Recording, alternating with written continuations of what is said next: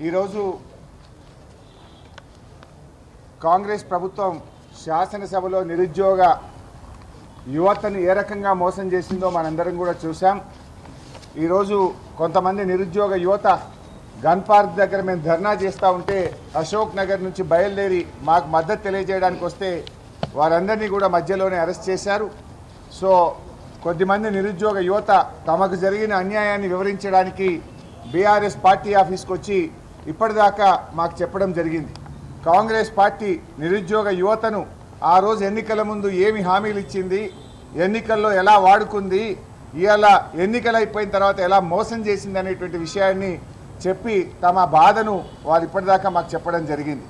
So ఆ యువత కొంతమంది ఈరోజు తెలంగాణ భవన్కి వచ్చారు. వాళ్ళ మాటలు విందాం, తర్వాత నేను చివరిలో మాట్లాడతాను. మహేందర్, ఏదైతే ఈరోజు కాంగ్రెస్ ప్రభుత్వము ఉద్యోగ క్యాలెండర్ ప్రకటించిందో ఇది ఎంత లోపభూయిష్టంగా ఉన్నదంటే, వీళ్ళు మేనిఫెస్టోలో పెట్టిర్రు దీనికి చట్టబద్ధత కల్పిస్తాము, మేము రాగాలనే 1 సంవత్సరంలో 2 లక్షల ఉద్యోగాలు ఇస్తామని చెప్పారు. వాళ్ళు వచ్చినప్పటి నుంచి ఇప్పటివరకు వేసిన నోటిఫికేషన్ లేదు. ఇవన్నీ గత ప్రభుత్వం వేసిన నోటిఫికేషన్లు. సరే, ఈ క్యాలెండర్లోనైనా వాళ్ళ అంకెని చూపించి, ఈ సంవత్సరంలో వేయాల్సిన అంకెని చూపించి 2 లక్షల భర్తీకి ఏదన్నా అడుగులు వేస్తారనుకుంటే, ఈరోజు ఏమాత్రం ఆ పోస్టులను మెన్షన్ చేయకుండా డేట్లలో కూడా చాలా కన్ఫ్యూజ్గా ఇచ్చి ఈ క్యాలెండర్ ఇచ్చారు. ఈ క్యాలెండర్లో కనీసం సీఎస్ సిగ్నేచర్ కూడా లేదు. మేము ప్రతి మినిస్టరు, ప్రతి సీఎం రేవంత్ రెడ్డి గారు కూడా దీనికి చట్టబద్ధత కల్పిస్తాము, దీనికి బిల్లు కల్పిస్తామన్నారు. దీంట్లో కనీసం ఒక సీఎస్ సిగ్నేచర్ కూడా లేదు. ఇది కేవలం ఒక టైం టేబుల్ లెక్క ఉంది. దీనికి ఏ చట్టబద్ధత కల్పించారు?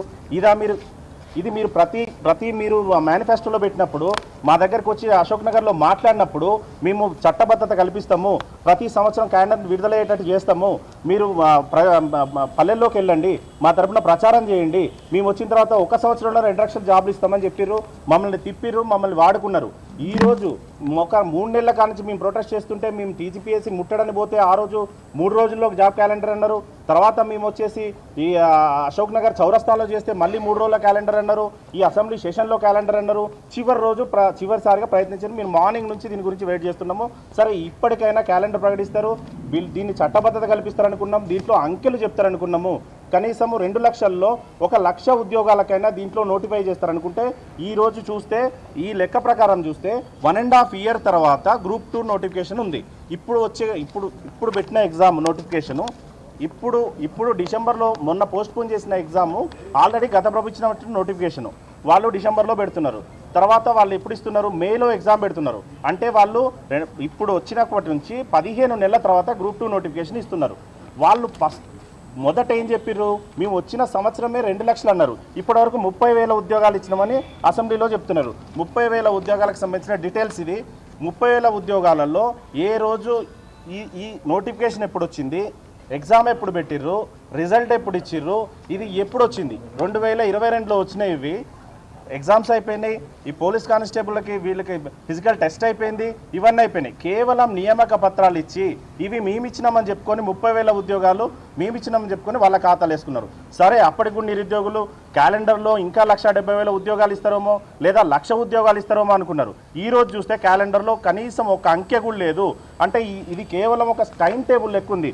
ఒకటే దానిని గ్రూప్ 1 ఒక కాలంలో ఇవ్వాల్సిన గ్రూప్ 1ని ఒక కాలంలోనేమో నోటిఫికేషన్ డేట్ ఇచ్చిర్రు, ఒక కాలంలోనేమో ప్రిలిమ్స్ డేట్ ఇచ్చిర్రు, ఒక కాలంలోనో మెయిన్స్ డేట్ ఇచ్చిర్రు. అంటే ఊరికే డొల్ల కోసం ఇది కేవలం మమ్మల్ని మభ్య పెట్టడానికి ఇచ్చిర్రు. దీన్ని చూసిన తర్వాత మాకు ఇంకా నిరాసక్తి ఉంది. రాహుల్ గాంధీ గారు అశోక్ నగర్కి వచ్చి చెప్పింది, మేము క్యాలెండర్ ఇస్తామని చెప్పింది ఈ క్యాలెండర్ గురించా? ఇది మేనిఫెస్టోలో పెట్టారు. ఈ మేనిఫెస్టోలో ఉన్న ఈ డేట్లు సరిపోవట్లేవు. మీరు చెప్పింది ఇక్కడ చేసింది సరిపోవట్లేవు. ఇది దీనికోసమా మేము ఇన్ని రోజులు మీరు మమ్మల్ని వాడుకున్నది? దీనికోసమా రాహుల్ గాంధీ అశోక్ నగర్కి వచ్చింది? దీనికోసమా మీ కాంగ్రెస్ వాళ్ళు మొత్తం మా వెంబడి తిరిగింది? మేము సపోర్ట్ చేసినాం, మేము ఇస్తామని చెప్పిర్రు. సరే, ఆశపడి మీరు ఇస్తారు కదా అని చేసినాము. ఇప్పటి వరకు నోటిఫికేషన్లు ఇవ్వకపోగా మీరు వచ్చిన తర్వాత ఈ 30,000 తీసేస్తే మీ ఎగ్జామ్ స్టార్ట్ అయ్యేది ఒక 1 ఇయర్ తర్వాత, 1.5 ఇయర్ తర్వాత. అంటే మీరు 1 ఇయర్లో 2 లక్షలు ఇస్తానంటారు, 1.5 ఇయర్ తర్వాత మీరు స్టార్ట్ అవుతుంది. 5 సంవత్సరాల్లో కూడా 2 లక్షలు ఇచ్చే పరిస్థితి లేదు. వచ్చే సంవత్సరంలో కూడా ఈ క్యాలెండర్ ప్రకారం చూస్తే దేంట్లో కూడా 30,000 నిండే పరిస్థితి లేదు. అంటే వీళ్ళు ఇచ్చిన 2 లక్షలు గాలికి వదిలేసి కేవలం స్టూడెంట్ని మభ్యపెట్టడానికి మాత్రమే ఇది రిలీజ్ చేసిరు. దీంట్లో ఒక సిగ్నేచర్ కానీ, దీనికి సంబంధించిన ఒక అథారిటీ కానీ, ఏదైనా టీఎస్పీఎస్సీకి పంపిన మీ కాపీ అని కానీ లేదు. కేవలం ఇది దాంట్లో ఉన్నది దీంట్లో కాపీ చేసి ఇచ్చారు. దీనికోసం ప్రతిరోజు మాకు ప్రెస్ మీట్లు పెట్టడము, ప్రతిరోజు చర్చలు జరుగుతున్నాయని చెప్పము, ప్రతిరోజు హై లెవెల్ కమిటీ చేసినామని చెప్తున్నారు. ప్రతి మంత్రి గారు దీని మీద రెస్పాండ్ అయ్యారు. రేపు వస్తుంది చూడండి, మాపు వస్తుంది చూడండి, కమిటీ నడుస్తుంది, మా క్యాబినెట్ మీటింగ్లో చర్చించడం. దీనికోసమా క్యాబినెట్లో మీటింగ్? దీంట్లో ఏముందని క్యాబినెట్లో మీటింగ్ చర్చించారు? దీంట్లో ఒక సంతకం లేదు, ఒక అథారిటీకి మేము పంపించినాము ఆర్డర్స్ అని లేదు, ఒక జీవో ఇష్యూ చేసినాం జీఏడీ వాళ్ళకి పలానా డేట్లో ఇవ్వమని చెప్పింది లేదు. ఏది లేకుండా ఉట్టి వైట్ పేపర్ ఇచ్చి ఇది క్యాలెండర్ని ప్రకటించి ఎంత నిరుద్యోగులను మోసం చేస్తుందో ఈ గవర్నమెంట్ మొత్తం ప్రజలందరూ ఆలోచించాలి. మేము ఇంతగానం చేస్తే కనీసము ఈరోజు కనీసం ఒక దీంట్లో అంకెలు ప్రకటిస్తామని చెప్పారు. అంకెలు ప్రకటిస్తాము 2 లక్షలకు సంబంధించి అన్నారు. ఏది ఒక్క అంకె ఉందా? దీంట్లో ఒక సంఖ్య ఉందా? సరే, ఆ సంఖ్యను మీరు ఈ డేట్లో పంపించాలని ఒక జీవో ఇచ్చిరా, జీఏడీకి లెటర్ పెట్టిరా. సరే, ఈ డేట్ల ప్రకారం టీఎస్పీఎస్సీ ఎగ్జామ్ కండక్ట్ చేయమని మీరు టీఎస్పీఎస్సీకి లెటర్ ఇచ్చిరా? ఏమీ లేదు. వెనక ఎవరికి ఆర్డర్ పంపలేదు. కేవలం ఇది ప్రెస్కి రిలీజ్ చేశారు. ఇది అవుతుందనే మాకు నమ్మకం లేదు.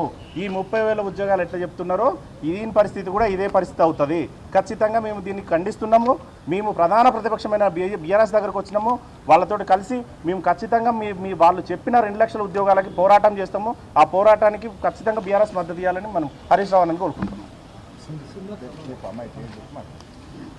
నమస్కారం అందరికీ. నా పేరు సింధు. సో ఈరోజు మేము ఇక్కడ అందరం కలవడానికి, మన హరీష్ రావు గారిని కలవడానికి ప్రధాన కారణం ఈరోజు అసెంబ్లీలో ప్రవేశపెట్టిన జాబ్ క్యాలెండర్ అనే అంశం మీద మాట్లాడాలనుకున్నాం. మేము మెయిన్ ఈ జాబ్ క్యాలెండర్ చూస్తుంటే మాకు ఒకటే అనిపిస్తుందండి, నెక్స్ట్ వాళ్ళకి లోకల్ బాడీ ఎలక్షన్స్ ఉన్నాయి. ఆల్రెడీ అన్ఎంప్లాయ్మెంట్లో ఉన్న అన్రెస్ట్ని క్లియర్ చేసుకోవడం మాత్రమే ఈ జాబ్ క్యాలెండర్ ఇచ్చినట్టు మాకు కనిపిస్తుంది. ఎందుకు అనంటే నిజంగా చిత్తశుద్ధితో ఒకవేళ జాబ్ క్యాలెండర్ ఇచ్చి ఉంటే ఈరోజు ఇట్లా ఉండేది కాదు జాబ్ క్యాలెండర్. మళ్ళీ అసెంబ్లీలో ఏమని మెన్షన్ చేశారు, కేవలం మేము ప్రకటన చేస్తున్నాము అని అంటే దీనికి వాల్యూ లేదా? వాల్యూ లేనట్టుగానే కనిపిస్తుంది మాకు. ఇక్కడ అన్ని ఇచ్చిన మంత్ ఇయర్ ఇచ్చారు అంతే. ఎగ్జామ్ నోటిఫికేషన్కి సంబంధించిన మంత్ ఇయర్ ఇవి మాత్రమే ఇచ్చారు. అవి కూడా టెంటేటివ్ అని చెప్పారు. టెంటేటివ్ అంటే వాళ్ళ తర్వాత మార్చుకోవచ్చు, లేదంటే ఇస్తే ఇవ్వచ్చు, లేకపోతే లేదనే కదా దాని అర్థం. అంటే మీరు ఈ మాత్రం దానికి మాకు ఎందుకు ప్రవేశపెట్టిండ్రు జాబ్ క్యాలెండర్?